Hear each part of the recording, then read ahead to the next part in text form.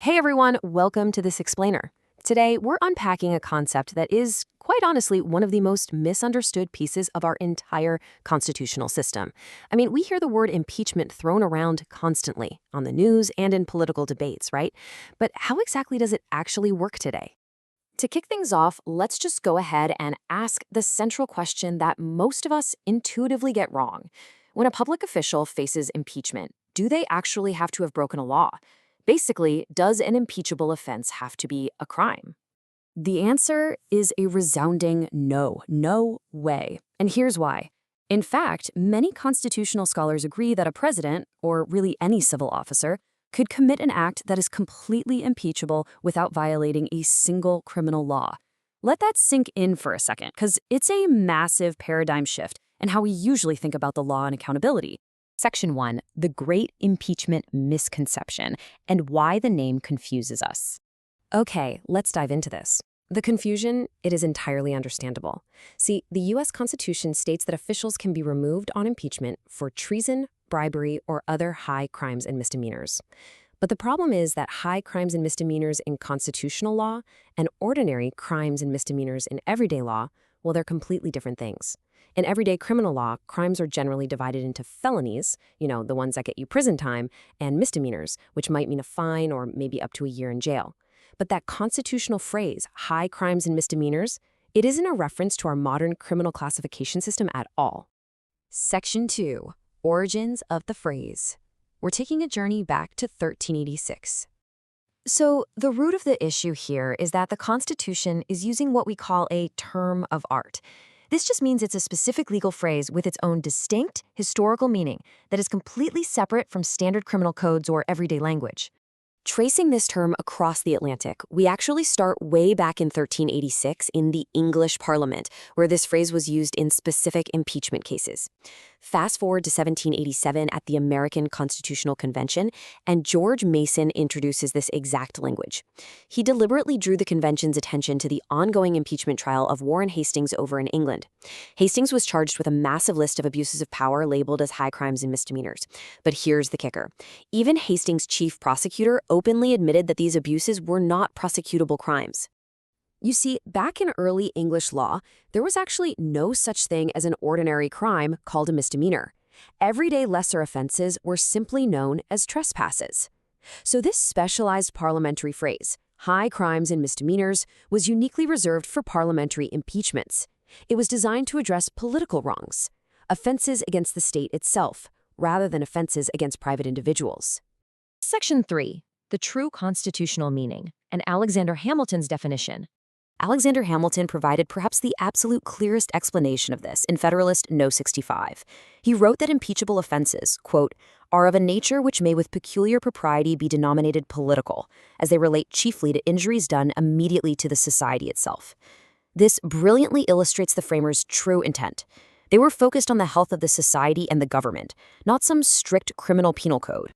To distill Hamilton's definition into modern terms, it simply means an abuse or violation of some public trust. The phrase refers to serious abuses of power by public officials. We're talking about actions that betray the public's trust or fundamentally damage the system of government itself. It's really all about wrongdoing against the state. Section 4, crimes versus impeachable offenses. It's a two-way street. This relationship actually operates logically in both directions. On one side, not every crime is an impeachable offense. And then, on the flip side, not every impeachable offense is a crime. Let's look at how both of these statements are absolutely true. First off, not every crime is impeachable. During the Clinton impeachment, some scholars made a really compelling argument that even if a crime is committed, it might not automatically rise to the level of an impeachable offense if it doesn't relate to the official duties of the office. For instance, if a president commits a minor crime like a traffic violation, they've technically broken the law. But that doesn't mean they've abused the public trust in a way that fundamentally warrants removal from the highest office in the land. Now let's flip to the other side of the street. Not every impeachable offense is a crime. A president could engage in serious misconduct that is perfectly legal under the criminal code, but still entirely betrays the public trust. As the framers themselves recognized, things like abusing the pardon power, violating the foreign emoluments clause, or blatantly using the office for personal gain, well, those could all be highly impeachable actions without ever being technically criminal. Section 5. Historical examples in practice. Looking at proof from the past. Let's take a look at Judge John Pickering back in 1803. He was actually the very first federal official ever impeached, convicted, and removed from office. And what were his offenses? Making bad legal rulings, being openly drunk on the bench, and taking the name of the supreme being in vain. As humorous as that last one sounds to our modern ears, the reality is that none of these actions were criminal offenses, yet he was removed because his behavior was a profound violation of the public trust. And we see this remarkably consistent pattern of non-criminal misconduct charges across the centuries. Following Judge Pickering in 1803, we see non-criminal charges brought against President Andrew Johnson in 1868, and then, jumping to 1974, against President Richard Nixon. In fact, during the Nixon proceedings, the House Judiciary Committee drafted articles that included allegations of non-criminal obstruction of Congress. But more importantly, the committee explicitly rejected the argument that impeachable conduct must be criminal. They cemented the standard that you literally do not need a statutory crime to impeach a president. Section 6. How impeachment works today and protecting the republic. So the crucial point is this permanent decoupling of impeachment from the ordinary criminal code. Impeachment is fundamentally a political process designed by the framers to address political wrongs. It's entirely separate from a court of law, which handles the criminal process. When an official is impeached, they aren't going to prison. They're being evaluated for their fitness to maintain the public trust. As one constitutional scholar so perfectly put it, high crimes and misdemeanors refers to wrongs committed against our system of government. The entire purpose of impeachment is to protect the republic from officials who abuse their power, whether or not their actions happen to be illegal. It is the ultimate constitutional safeguard for the health of the nation.